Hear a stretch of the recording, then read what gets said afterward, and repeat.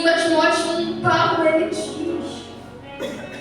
trazendo à memória a fé não fingida que antes, a qual habitou primeiro em tua volante e em tua manhã disse, e eu estou certo de que também habita em ti. O apóstolo Paulo está incentivando Timóteo a despertar, porque ele sabe que dentro de Timóteo existe uma fé não fingida. Porque ele sabe que dentro de Timóteo existe a semente preciosa do Evangelho. E o que é uma fé fingida? Uma fé fingida é uma fé pautada nas aparências. Uma fé fingida é uma fé que tem palavras bonitas, palavras vãs. Mas essa mesma fé fingida que tem palavras bonitas, não tem ações. Essa mesma fé que até canta bem, que até tem uma boa oratória, não gera frutos para o reino de Deus. Porque uma hora está glorificando, mas outra hora está profanando o nome de Deus. Uma fé fingida é até aquela que fala a verdade, mas não vive de acordo com a verdade. Uma fé fingida é aquela que é moldada pelos momentos. Uma fé que é moldada pelos momentos, vem um dia ruim e a fé também se torna ruim. Uma fé que é moldada pelos momentos, vem um tempo de tribulação e ela logo se esquece quem é Deus e se corrompe diante dele. Uma fé que é fingida facilmente se desfaz. Uma fé que é fingida, ela não influencia, mas ela é facilmente influenciada. Irmãos, o que mais temos visto nesses últimos dias são fés fingidas.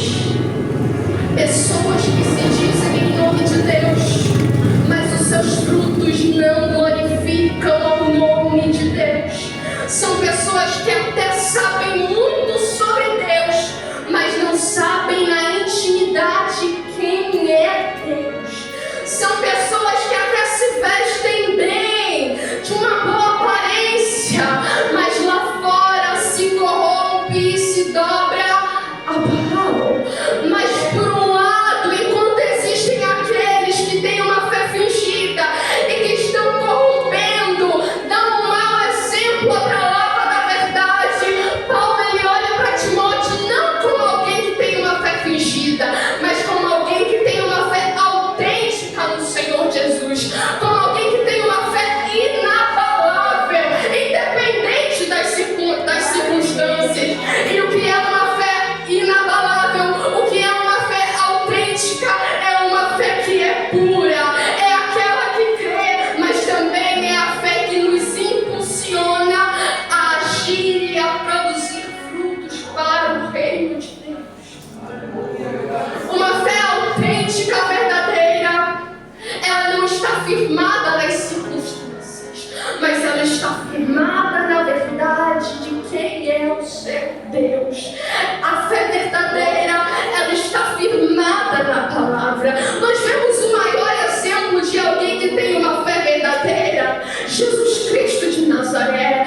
A Bíblia diz em Mateus que Jesus ele estava fazendo um jejum e ele foi conduzido até o deserto. Satanás se apresenta a ele e tenta fazer com que ele saia do propósito, tenta fazer com que ele saia da caminhada, mas todas as vezes que Satanás se levantava para poder abalar a fé de Jesus, Jesus ele correspondia, não é com a sua autoridade terrena ou de aparências, mas ele correspondia com a verdadeira fé que é pautada na palavra de Deus. Jovens, querem produzir uma fé inabalável diante de Deus? Não é falando bonito, não é tendo bons contatos, mas é buscando conhecimento na palavra de Deus, é produzindo e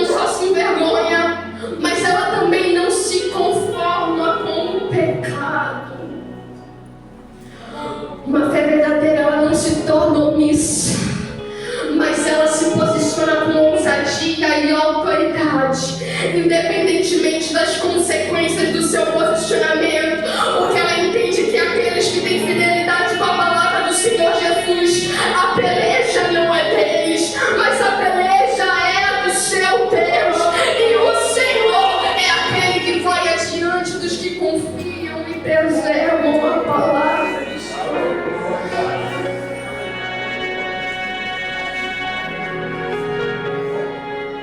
Uma fé verdadeira, não fingida. Uma fé que não se corrompe. Essa é a fé que estava no coração de Timóteo.